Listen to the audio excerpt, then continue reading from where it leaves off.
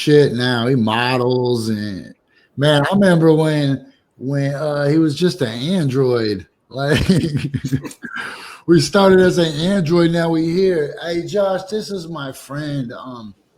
This is my friend Perry. In the streets, people call him Roulette Delgato. What up? What What's up? up, man? Oh man, I'm chilling, bro. Can you hear me? Yeah, I can hear you Okay. just fine. Josh, can you hear him okay? I bet. I'm doing good, man. I'm chilling. Blessed, bro, every day. Feeling Man, good. you just got home from fashion week. What was it? Forgive me for not staying up on my fashion. But I look, I'm highly unfashionable. If no, I actually, told you, I'm sorry. What was that? if I told you I was wearing sweatpants, you would believe me because I am wearing the same sweatpants for 3 days. They are not inviting me to Fashion Week. That's why I asked, because they wouldn't tell me where it was. I was like, "Where's Fashion Week this week?" They're like, "No." Hey, one guy told me Cleveland, one guy told me Buffalo, and then I was like, "What?" And then this guy switched, and one guy said Buffalo, and the other guy said Cleveland. I was like, Right. "Oh, I've seen this cartoon." Okay, tell us. Well, I actually just got back from Las Vegas. I was down there meeting with my management team, Bold Holdings Inc. I'm in Bold Brand Management, and so I'm actually signing with them as a model. But I'm also their director of new publications, so I'm working on a magazine right now. But Fashion Week is actually in 2 weeks in New York, so I'm going to New York in a couple weeks to go walk my first fashion show. So, Oh, it's in 2 weeks. yeah. I thought you said it lasted 2 weeks. I was like, why does New York always have to be extra? Fashion Week lasts 2 weeks. Have you ever been to New York before? Bro, I've never been to New York in my life. I've only been to the East Coast kind of when I went to Atlanta, so technically it's like East Coast South, but my first time in New York ever. So I'm stoked, I'm nervous, I'm all kind of things, man. It's crazy. I actually I went to New York in September after they had just reopened after the coronavirus killed everybody, and the streets were like empty. And the subways were empty. I went to certain subway trains where there was not a single person in the whole thing, except for me and Ashanti. Hey, so you said you went to meet up with your management team. Yes. So right now I have management for my modeling and acting. I do not currently have a manager for my music, but I'm in a non-exclusive contract. So when the time comes and I meet the right person to manage my music career, I can still sign with them, as well as do my modeling management too. So yeah, we went and met and just had dinner, and I was there for like 5 days and did a photo shoot, and just climbing, bro, just making moves, climbing, man, trying to build my portfolio. We just released a magazine, well, the fall issue of Bold magazine, back in October, and so I did the cover of my first one. So that was like building on top of this, and yeah, it's crazy, bro. Man, you better hop on your bicycle, ride your bicycle to a bus stop, take the bus stop to the train station, and get out of town with that shit. Magazine covers and a manager and traveling, bro. Who would have thought, man? Hey, man, the crazy part about all this is I never would have thought that I would be an actual model, like a plus size model, bro. It's crazy because I've always just wanted to be in entertainment, being a rapper, singer, writing songs. Like, I started out wanting to be a singer, then I started rapping because I hated my singing voice, and then I started actually singing. It's like, oh, well, I can do that too. And so I was building on top of that, and in the midst of taking pictures for like promo for music videos and album covers and stuff, I'm like, I take a pretty good picture. Maybe I should like take on modeling. And what happened was I was actually leaving a Target store with my friend, and they have those big red balls that are like out front of Target. I sat on one of those and he took pictures with my iPhone in portrait mode, and I was like, bro, this is so lit, bro. And I look so just bummy. I had like a t-shirt, some shorts on, but it's still like my face like came through, and I was like, bro, I gotta really do this for real. So I started posting body positive pictures on my Instagram, and the company reached out to me like, hey, we love what you're doing. We love your spirit. We love to like interview you and make you a brand ambassador for Bold. And then I did, and then ended up in Vegas meeting the CEO, and he signed me, and it was on from there, bro. It's been a roller coaster, man. It's crazy. That's got to make you feel real good on the inside to like be going out doing something different, and then you look so good that you got to get modeling as well.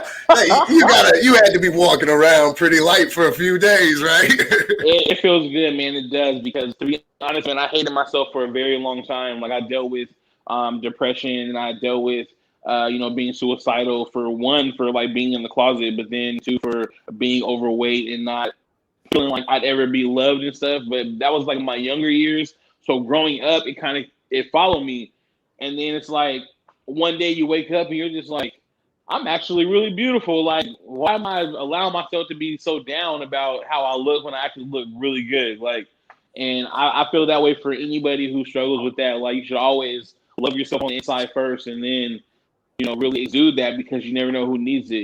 But it felt good, man. For a couple of days, I was in shock. Like, when they messaged me, I thought it was a scam. I was like, oh, another Instagram scam. Here we go, and I didn't reach out immediately. Then I kept reading the email, and I'm like, maybe this could be real, because they didn't ask for no money. They didn't want anything. And, I reached out, and literally it all just started happening like a domino effect. It's crazy. You mentioned coming out. And honestly, that's my favorite part of the whole Roulette Delgato story. And Josh doesn't probably know. Tell Josh how you came out. Tell Josh how you came out. So I was dealing with, I was with this girl, and we had been off and on together for about 6 years. And up until 28, I had only been with females for a long time. And I realized that I like both, but at the time, I was like, okay, I came out. I was on a TV show called Divorce Court. And when I came out, it was like the craziest thing ever, because everybody was talking about it for like days and days and weeks. And then, like everything else, that's shocking it passed and nobody cared. But I was living in Atlanta, and they flew me from Atlanta to LA and flew her from Portland to LA, and we went on the show. And I just decided that, it was time, because first of all, they give you this packet, right? There's a lot of things people don't know about the show behind the scenes, but they give you this packet, and it's like a compatibility form, and you fill it out, and there's all these questions and things that you might want to say on the show that they can like kind of pry and dig into, but they talk to you beforehand on the phone, and once you get there, about kind of what your story is and what you want to share. And so the last question on the form was, what is something you'd like to tell your significant other before walking down the aisle? Mind you, I told her way before we went to the show, so she already knew that I was bisexual. She knew it already, and we decided to stay together, and it was working out. She was kind of crazy, so it was starting to fall apart. But I wrote that, and I don't know why I wrote it, and I didn't have to write that, so that was on me. But I didn't have to. So the next day, we're in production, and they're like, "Hey, you don't have to talk about this. It's totally fine." I was like, "Okay, great," because I don't know why I wrote that. I really don't want to talk about it. It is what it is. And then once we're filming, like the whole show is going great. And at the end, the judge is like, I feel like your issues have more to do personally with who you are, whether what she's doing to you. So why don't you tell her what you told me? And I'm thinking to myself, like, I haven't talked to this lady a day in my life. I didn't tell you anything. Like, what do you mean? But my mind just was like, yo, it's time. Like, it's time to tell everybody, get it off your chest. It's over. Like, live your life. And I did. I was like, I'm bisexual. That's just why I'm feeling the way I feel. And the courtroom kind of went like silent. Like a gasp, like a group of gasp. And then the courtroom went silent. And then like, they didn't show it on camera, but I like broke down. Like, I couldn't believe I just said that. And I was like bawling. It was crazy. And then we come back to filming, and, they wrap the show up. But we shot that in the summer of August 2014. It aired until October. And I was out of town that whole time. And I came back the day before it aired. And it went crazy. So. Okay. I got to stop you guys real quick, because it is the bottom of the hour. This is Coffee and Bong Hits with Jessie. Every Tuesday, Josh Larson, Shut Up Stupid 13, joins us. But today we got special guest, Roulette Delgato. But everybody that watches this show knows that at the very bottom of the hour, we do a halftime show real quick, and we try to figure out, was Red Panda a really good unicyclist that started flipping bowls, or was she a good bowl flipper that started riding the unicycle? We'll be right back after this amazing display of 4 bowls to the head from Red Panda. I'm 3 bowls to the head. I'm Jessie Spahn. We'll be right back on Coffee+Bonghits.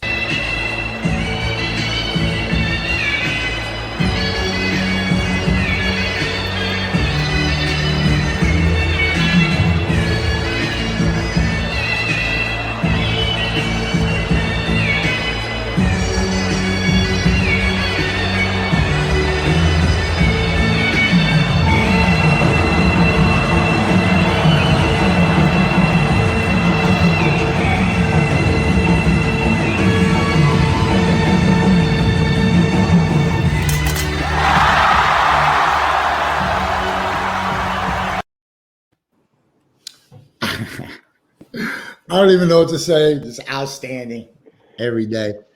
So what do you think? Just off top, do you think she was a good unicyclist that started flipping bowls or a good bowl flipper that started unicycling? What does your heart say to you? Me personally, I feel like my heart says unicycling first, because I mean that's a lot, man. It takes a lot of balance, like in life and physically. Like it takes a lot of balance. So to then add that to the trick, I feel like she was unicycling first and then bow flipping. Okay, let me reset the show. I am Jessie Spahn. This is Coffee+Bonghits. We got Josh Larson up here, and we got Roulette Delgato up here, and we only got a couple more minutes. We only got a couple more minutes with them, but I got to remind everybody that this segment is brought to you by the Meal Exchange program. That's Meal Exchange with the X in the middle.com. $5 can buy a hot meal for a stranger through a local restaurant. Every Thursday night we play Bingo XOXO. It's some gangster ass bingo. It's fun. You win cool little prizes. It's growing. It's expanding. The whole brand is expanding. So support Meal Exchange if you can. So the last question I want to ask you is, there's a theme here, right? So you did something that somebody might have called brave, but really it was a release for you when you started sharing your pictures, right? And then I hate to use the phrase coming out of the closet. Let's use coming down the chimney. So, okay, so you came down the chimney on divorce court, right? And a lot of people would be like, that's brave. But really, it was just a release. Like, being brave is holding it back every day in this crazy ass world, this crazy ass judgmental world. And really, you're just being yourself. So, okay, if that's the theme, what's next? What are you scared to do? What's the big? Give us something juicy, man. Give us something. What do you got? Are you pregnant? Are you having a? Not you pregnant. Are you having a baby? Are you having a baby? Who knows, man? In the future, who knows, man? Got a movie coming out? Nah, man. I'm working on getting new bookings and stuff, new gigs as far as movies. Are you writing a book? Shows and stuff. I am writing a book, actually. Movie? Yes. Lifetime. You could be on a Lifetime channel.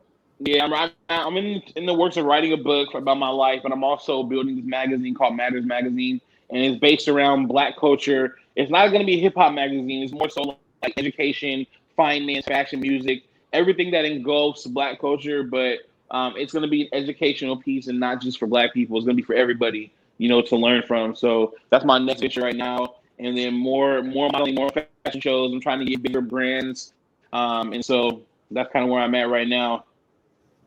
Okay, tell us about this video we're about to run. It's called The One. And remember, every day at 10:35, we play an independent artist music video every day at 10:35. So if you're dope, reach out to us and we'll play you. What's up with this?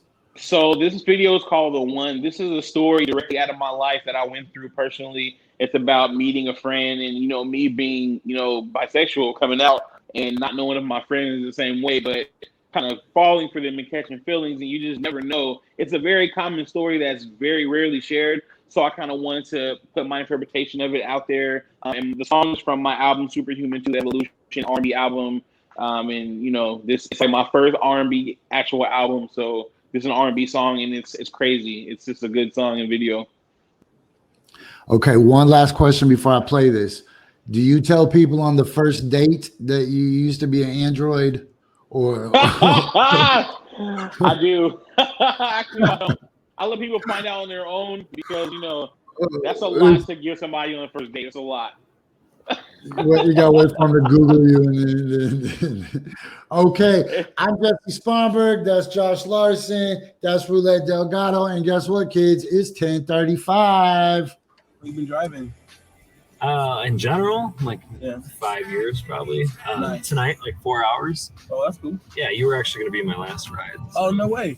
Yeah. Cool. I'm actually going to this bar a couple blocks up. Maybe you should come have a drink. Get some people. Yeah, why not? Really? Yeah, I don't have a lot else to do. My last ride anyway. That's what's up, man. Dope. Yeah, so is that where I'm dropping you off? Yeah. Ready? Yeah.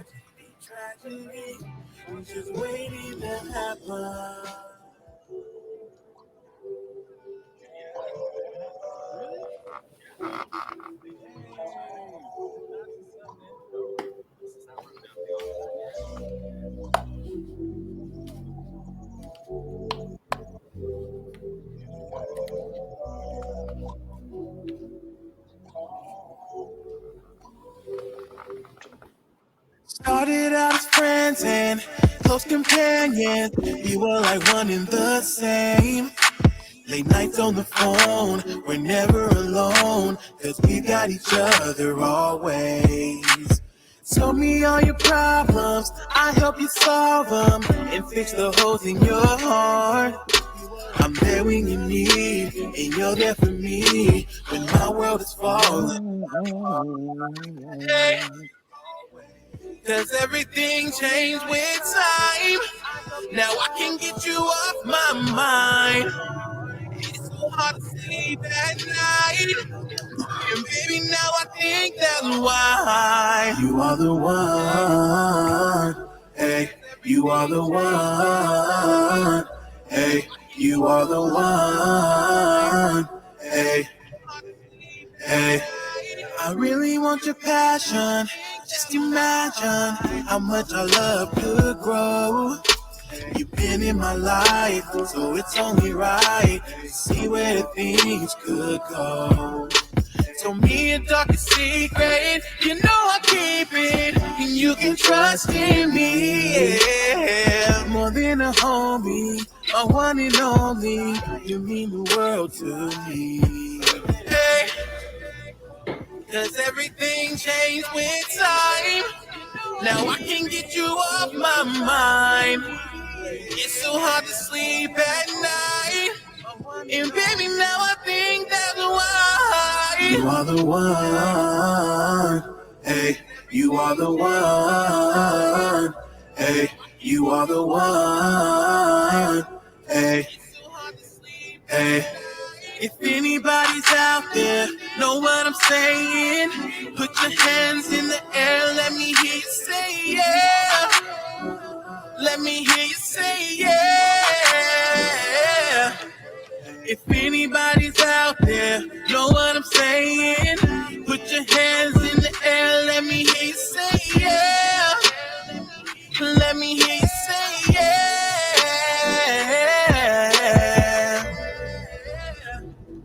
Let me hear you say, let me hear you say, let me hear you say, let me hear you say, let me hear you say, let me hear you say,